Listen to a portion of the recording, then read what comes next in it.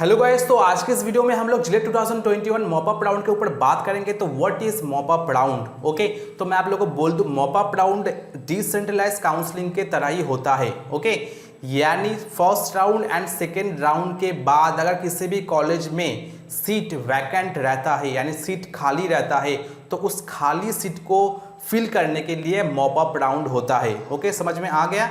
यानी first round तो गया, सेकेंड राउंड में भी गया, तो सेकेंड राउंड के बाद अगर किसी भी कॉलेज में एससी कोटा में, एसटी कोटा में या ओबीसी भी या जनरल कोटा में कोई एक या दो भी सीट अगर खाली रहता है, तो उस खाली सीट के लिए मॉप अप राउंड होता है। ओके, तो आप उस खाली सीट में एडमिशन ले सकते हो through mop up round. Okay, so इस राउंड के लिए कौन कौन एलिजिबल है एंड कौन कौन एलिजिबल नहीं है, उसके ऊपर हम लोग बात करेंगे इस वीडियो में। तो वीडियो बहुत ही ज्यादा इंपॉर्टेंट है, वीडियो लास्ट तक देखना। तो चलिए स्टार्ट करते हैं। ओके, तो मॉप अप राउंड में भी सेम आपका रजिस्ट्रेशन होगा, जैसे आपका मेन जिलेट 2021 काउंसलिंग में हुआ था, वैसे ही आपको रजिस्ट्रेशन करना पड़ेगा। एंड उसके बाद आपको 200 रुपीज पे करना पड़ेगा रजिस्ट्रेशन के लिए। उसके बाद आपका फिर से चॉइस फिलिंग होगा, कॉलेज चॉइस फिलिंग होगा, फिर से आप लॉक करोगे, फिर से आपका फर्स्ट राउंड अलॉटमेंट रिजल्ट निकलेगा। और इस राउंड में एक ही राउंड में आपका रिजल्ट निकलेगा, सेकेंड राउंड नहीं होगा, और यही लास्ट राउंड होगा। ओके, तो क्या क्या प्रोसेस में बताया, पहले आपको रजिस्ट्रेशन करना है, उसके बाद रजिस्ट्रेशन करने के बाद आपको 200 रुपीज पे करना है, उसके बाद आपको चॉइस फिलिंग करना है, उसके बाद आपको चॉइस को लॉक करना पड़ेगा, उसके बाद मॉप अप राउंड का अलॉटमेंट लेटर निकलेगा। Okay, so first most important eligible के ऊपर बात कर लेता हूं। तो जो स्टूडेंट मेन काउंसलिंग के लिए रजिस्ट्रेशन किए थे, सिर्फ और सिर्फ वही स्टूडेंट इस मॉप अप राउंड में बैठ सकता है। अदरवाइज आप अगर रजिस्ट्रेशन नहीं किए थे मेन काउंसलिंग के लिए, तो आप इस राउंड में बैठ नहीं सकते। ओके, तो मैं बता दिया, तो चलिए स्टार्ट कर लेते हैं। सो पहले देख लेते हैं who are eligible for mop up round. तो फर्स्ट है those who completed admission in round 1 और राउंड 2।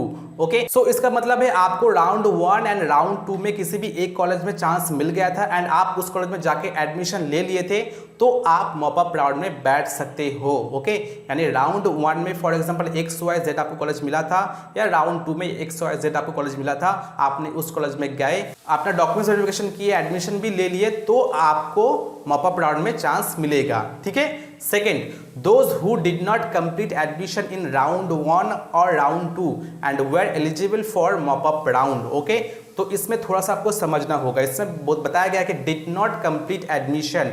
ओके, यानी राउंड 1 में एंड राउंड 2 में आपको किसी भी एक कॉलेज में मिला था, बट आपने क्या किया, उस कॉलेज में जाके एडमिशन नहीं लिया, बट आपने क्या किया था, आपने 5000 सीट एक्सेप्टेंस भी दे दिए थे एंड डॉक्यूमेंट्स वेरिफिकेशन भी कर लिए थे, बट एडमिशन नहीं लिया। ओके, 5000 सीट एक्सेप्टेंस फी देके और अलॉटमेंट लेटर डाउनलोड करके डॉक्यूमेंट्स वेरिफिकेशन करके आ गए थे एंड सेकेंड राउंड में गए थे। ओके, तो सेकेंड राउंड में भी आप किसी भी कॉलेज में एडमिशन नहीं लिए, तो ही आप मॉप अप राउंड में बैठ सकते हो। ओके, और अगर एडमिशन भी लेते हो तो भी बैठ सकते हो, जैसे कि मैंने ऊपर वाला बताया कि एडमिशन अगर लेते हो तो भी बैठ सकते हो, एडमिशन नहीं लेते तो भी बैठ सकते हो। ओके, बट 5000 पे seat acceptance fee and documents verification ये आपको करना ही पड़ेगा। तो नीचे मैं आप लोगों को बताऊंगा नॉट एलिजिबल में।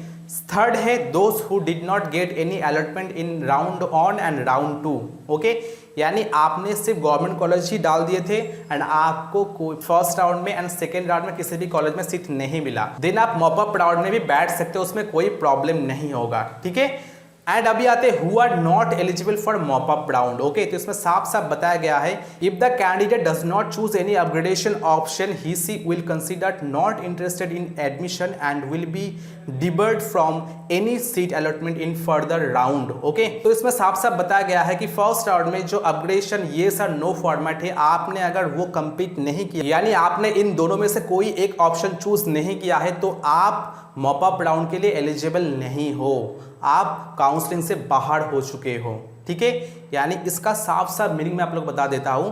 फर्स्ट राउंड में अगर आपको किसी भी एक कॉलेज में मिला था एंड आपने कोई एक्शन नहीं लिया, यानी डॉक्यूमेंट्स वेरिफिकेशन भी नहीं किया एंड 5000 पे भी आप लोग नहीं किए, तो आप मॉप अप राउंड में नहीं बैठ सकते। ओके, इसके मुताबिक, इस स्टेटमेंट के मुताबिक नीचे लिखा है, in case of first time allotment may be in any round, यानी कोई भी राउंड हो सकता है, it is mandatory to pay seat acceptance fee and report to the allotted institute for documents verification before any further activity. Okay, यानी first round में, second round में अगर आपको फर्स्ट टाइम सीट अलॉटेड होता है तो आपको 5000 सीट एक्सेप्टेंस फी देके डाउनलोड अलॉटमेंट लेटर ले जाकर डॉक्यूमेंट्स वेरिफिकेशन करना ही पड़ेगा। ये मैंडेटरी है। अगर आपने ये नहीं किया तो आप मॉप अप राउंड में नहीं बैठ सकते। ओके, तो सिंपल सा है। तो कौन कौन एलिजिबल है?